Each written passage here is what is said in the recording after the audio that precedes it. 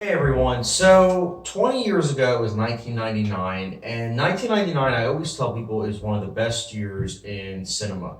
And for some reason, I haven't done it just yet, but I figured, you know what? Why not start reviewing 1999 films based on when they came out? Now, this first one, I will say this, I missed it. It came out originally early August of 1999, so I'm missing that a little bit, but with American Beauty, Magnolia, The Insider, all those movies I will have out on the dates that they originally came out. So for now, The Sixth Sense, guys. 20 years ago it came out and it took the world by force. It was a huge box office success, which was very unexpected because the Blair Witch Project was still during this time making a lot. And it's an interesting summer when you think about it. I mean, two huge horror films coming out the same year.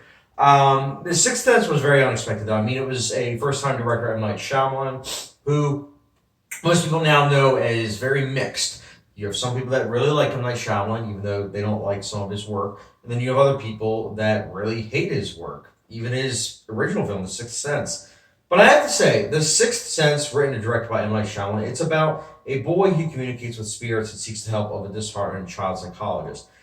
The story is very interesting because you have these characters that are against typecast. You know, you have Bruce Willis, who up to this point was very well known for action films. And in this movie, he is not at all in an action role. He is in a very dramatic role, and he actually is showing interest. You know, he's very believable as a psychologist, I think, and he plays his part very well. Haley Joel Osment is simply magnificent in this role. My goodness.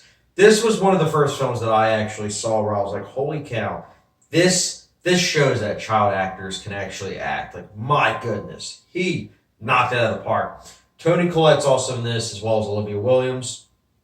Toni Collette's, of course, incredible. Olivia Williams is only in it for a little bit. She was good for a little bit of time, but my goodness, Toni Collette, outstanding. James Newton Howard's score is very awesome. It's very methodic, I'd say, because when you think of The Sixth Sense, a lot of people don't really think of, in fact, the score. But truth be told, it does enhance certain scenes, especially in the last like 10 minutes. Now, I'm not going to spoil this movie. I'm not going to spoil. I know it came out 20 years ago, but I don't roll with spoilers, you know. So all I'm going to say is that this movie builds up to, it's about an hour and 45 minutes. So for the first hour and a half, the premise I told you, that is what it's about. But there's a lot more layers to it. So when the actual story wraps up, something happens. There's a certain reveal. And when that reveal happens, not only did it take the world by force and really surprise everyone, but it really did add an extra layer because it's the type of situation where the story itself is satisfying. Like the final 10, 15 minutes, you didn't need for it to be satisfactory. Like you still would be like, wow, that was a really nice little film. But then the last 10, 15 minutes, in my opinion, really add on an extra layer. And that layer makes it rewatchable. And especially if people don't know the big reveal at the end. But the problem is, much in the same ways as Star Wars Episode 5, the Sixth Sense twist is embodied in our pop culture. You know, especially that famous line, I see dead people. There's just so much embodied in pop culture from the Sixth Sense. And that's why part of me wishes it wasn't, though, because I would love to just show someone the Sixth Sense for the first time, them not knowing the final 10, 15 minutes, and then it's like, oh, wow, you want to rewatch it? Because it's like, it's a really good movie. Again, it's very well acted. The story is very interesting. The final 10, 15 minutes reveal are incredible. It's technically speaking a very well done movie, and it didn't really cost that much, which is also really cool considering how it looks like it's a really, you know, magnificently looking movie. The production design's on point. Also, takes place in Philadelphia, so there's that, which is also cool.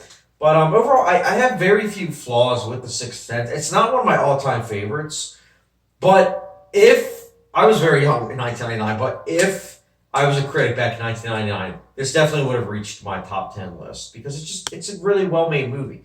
As far as flaws go, I do think that with rewatching, I mentioned how it is rewatchable, but that being said, the pacing is a little bit slow. Sure, the story is very interesting, but that pacing does kind of drag a little bit, especially towards the mid part. But overall, that's a very minor gripe when at the end of it, this is still a very well made movie. It's both a really good horror film in terms of like that genre, but it's also a really good drama. First and foremost, it's a really good drama. The scares, me personally, I think that they're still effective. And The Sixth Sense overall, if you haven't seen it by now, I don't know why you haven't. Just throw that out there. But I would highly recommend The Sixth Sense. That's why for me personally, I'll be giving it a 4.5 out of 5 star rating, which for those that like hot sauce rating, it's the good old Tabasco rating. Would recommend. I'm gonna try and do an M. Night Shyamalan ranking video. I still haven't seen The Last Airbender and The Happening. I've avoided those two movies for obvious reasons, but in order to do a ranking list, I gotta watch them. So I'll try to get that out there. But I don't know. There's a lot of directors lists I gotta do still. But nonetheless, guys, The Sixth Sense. If you've seen it, what did you think of it? Let me know your thoughts in the comment section below. Has it aged well? Comment section down below. And as always, don't forget the subscription, notification bell, and I'll catch you guys later.